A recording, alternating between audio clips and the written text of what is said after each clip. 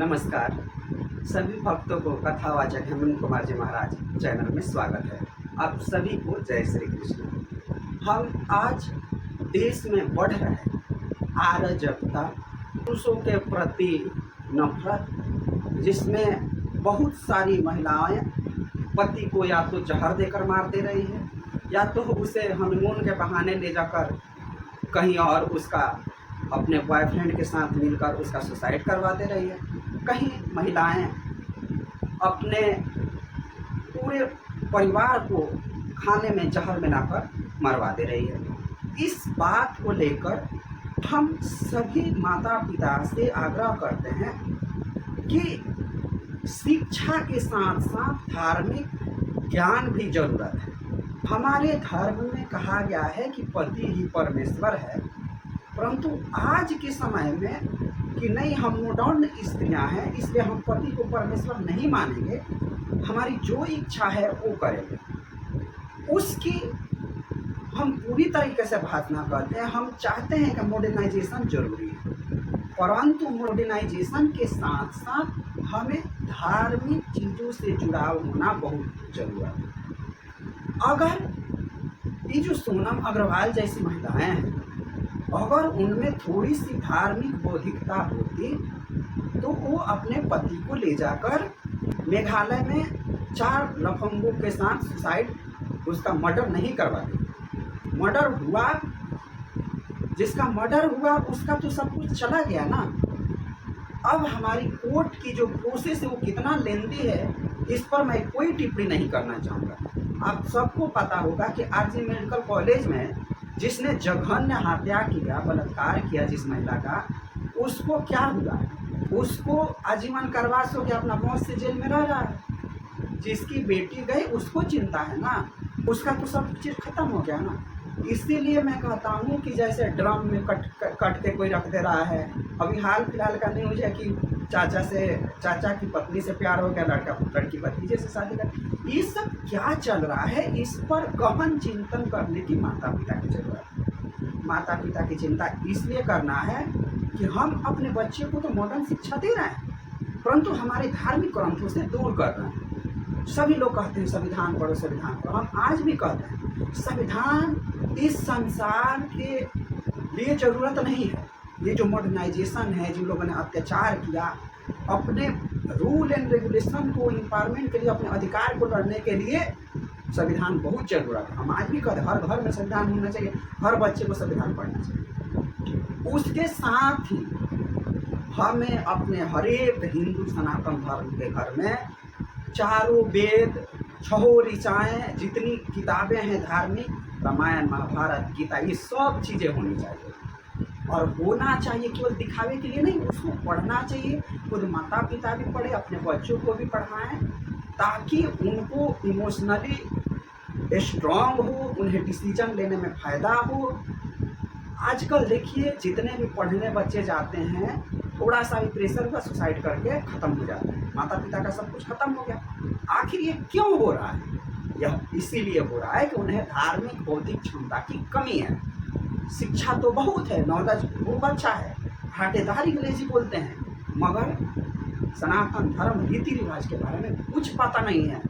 आप इस संसार के जितने भी दुख हैं, अगर आप गीता का ज्ञान, भगवत गीता पढ़ेंगे, सभी दुखों का उसमें निवारण है। आप जब भी परेशान हुई, आप गीता खोल के पढ़िए कुछ देर तक, देखिए आपके प्रॉब्लम का, समस्या का जो समाधान हो मिल जाएगा। तो समस्त धार्मिक संगठनों से बेसिकली मुझे आग्रह है कि आप ऐसा मुहिम चलाएं कि हर एक घर में भगवत गीता जैसे रामायण महाभारत शिक्षा का जागरण हो, सभी लोग उससे जुड़े रहें।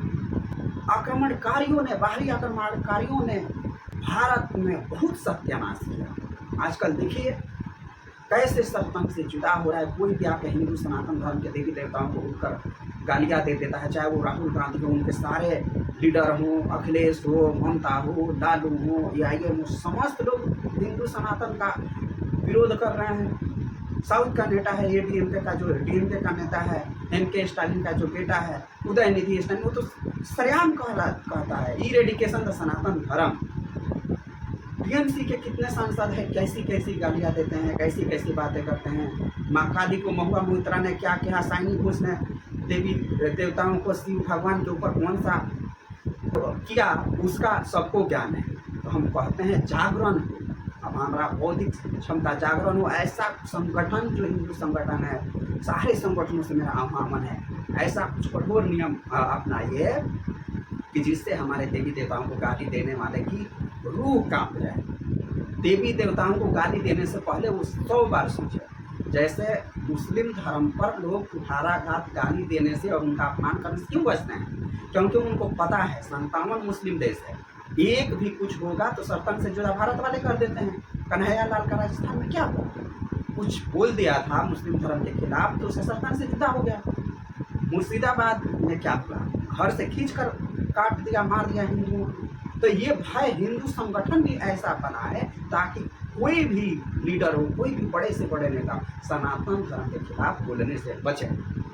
भारत में 80% हिंदू है, 20% मुसलमान है। अब बताओ, भारत में हम अगर हिंदुओं के उत्थान के लिए काम नहीं करें तो कहाँ करेंगे? इसलिए मेरा आह्वान है, सभी संगठनों से आह्वान है, हम वायलेंस का पक्ष नहीं रखते। हम चाहते हैं कि वायलेंस ना हो, मगर ऐसा कठोर नियम संगठन बनाए, कथावाचक जितने हैं, हमारे धर्म गुरु है, बड़े बड़े धर्म गुरु, वो ऐसा विधान बनाएं ताकि हमारे देवी देवताओं पर आक्रमण करने से लोग बचे। कुंभ के समय में लालू यादव जी ने कहा कि फालतू कुंभ है, वहीं पे अगर वो बोलते, लालू जी बोलते कि फालतू नमाज है, फालतू तजिया है, फालतू मिलाद है, तो उनका क्या हर्ष होता? आप सोच समझते हैं ना। शर्मिष्ठा पुनौली ने जो कहा उसकी हम निंदा करते हैं, मगर उसने उसके लिए क्या किया? जो नूपुर शर्मा थी उसने सच्चाई ही तो कहा था। उसके बाद क्या हुआ, 57 मुस्लिम देश से कॉल आने लगा, तुरंत पार्टी से निकालो नहीं तो हम खत्म कर देंगे। तो ये भय है, तो क्यों ना भारत के 80% हिंदू ऐसा कुछ करें कि जिसके चलते दुनिया का किसी भी मुल्क के लोग हमारे देवी देवताओं पर कुठाराघात ना करे, अपमान ना करे, आपत्तिजनक टिप्पणी ना करे। ये स्वामी प्रसाद मौर्य जैसा लोग दलितों का मसीहा बनते बनते क्या क्या नहीं किया। इसी देश में भारत और कृष्ण की भूमि पर, रामायण राम की भूमि पर रामायण की पतियां जलाई गई। स्वामी प्रसाद मौर्य को बस केवल सनातन हिंदू धर्म से नफरत है, बाकी धर्मों से लगाव है, तो किसी और धर्म का एक पत्ती चला कर दिखाए।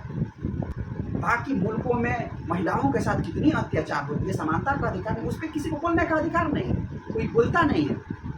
हिंदू धर्म में हमने वैदिक पुराणों के समय से हमने महिलाओं का उचित सम्मान दिया है। शिष्टाचार करती थी हमारी जो ऋषि कन्याएं हैं, ऋषि मुनि की पत्नियां हैं, उनमें इतनी शक्ति होती थी कि वो यमराज से अपने पति को छीन कर ला सकती थी। ये है हमारा सनातन धर्म।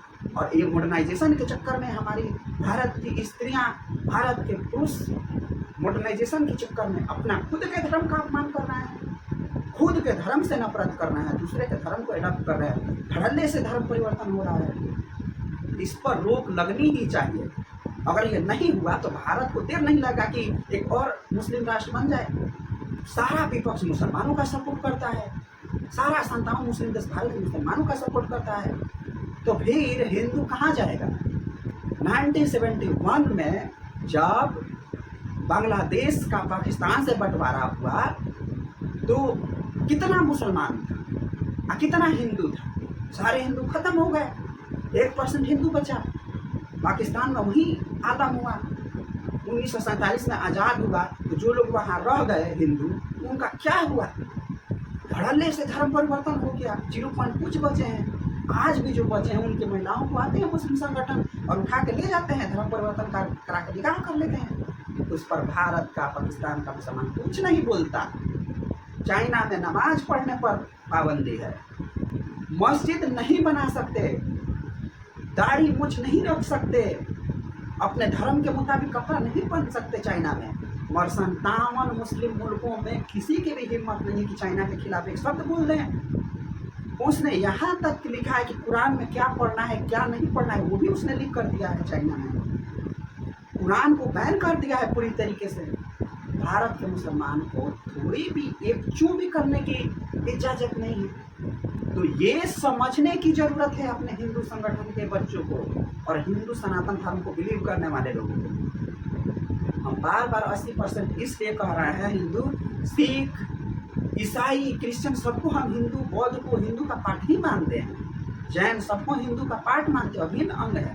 भारत में 2 ही जातियां हैं, एक मुसलमान है, एक हिंदू है। और ये जो समझ लेगा वो उसको बहुत ज़्यादा उन्नति मिलेगी, भारत की रक्षा करने में बहुत सहूलियत होगी। इसलिए हम कहते हैं कि जागो हिंदुओं जागो, हिंदू मुस्लिम भाई भाई नहीं, हिंदू हिंदू भाई भाई करो।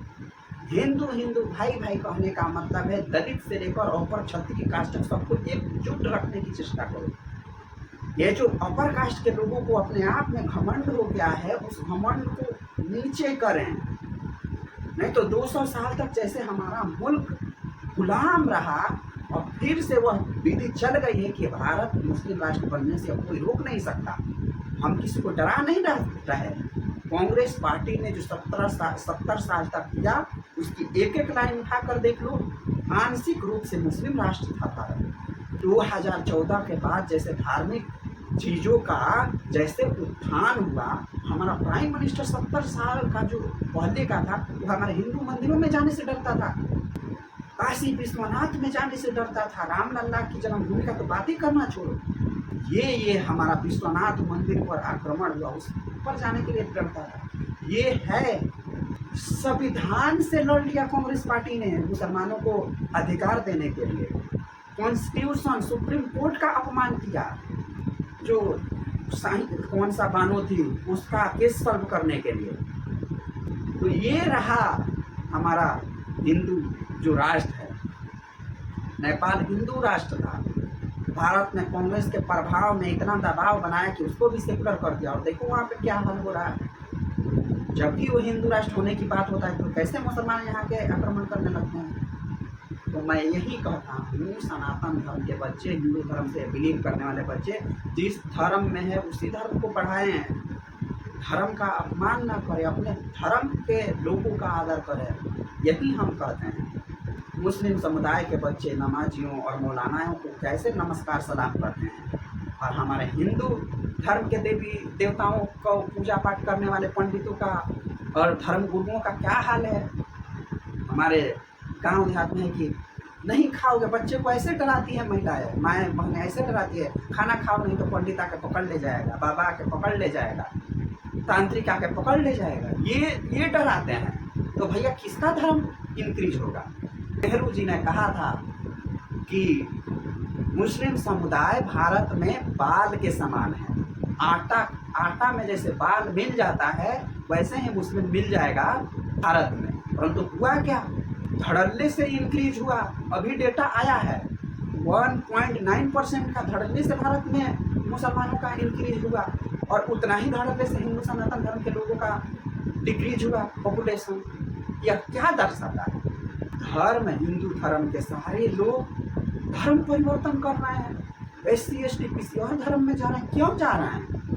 पहले अपमानित हुए नहीं हुए, अभी तो समानता का अधिकार है, अभी तो पढ़ो लिखो। भीम आर्मी समाजवादी पार्टी फिर इसका झंडा उठा के चलने से तुम लोग को समानता मिल जाएगी? कभी नहीं मिलेगी। क्या किया इन लोगों ने दलितों के लिए? क्या किया? जो दलितों के मसीहा बनते उन लोगों ने क्या किया? इसलिए हम इसी बात को लेकर समाप्त करते हैं। पूजा पाठ करो, मंदिर में जाओ, नहीं जाओ, उससे कोई मतलब नहीं है। धार्मिक किताबें पढ़ो, धार्मिक शिक्षा से अपने आप को मोटिवेट करो। डिप्रेशन, मेंटल पीस सब खत्म हो जाएगा। धार्मिक किताबें पढ़ना शुरू करो। यह आजमाया हुआ मेरा नुस्खा है। इसी के साथ आप सभी देशवासियों, सभी भक्तों को जय श्री कृष्ण, राधे राधे, जय श्री कृष्ण।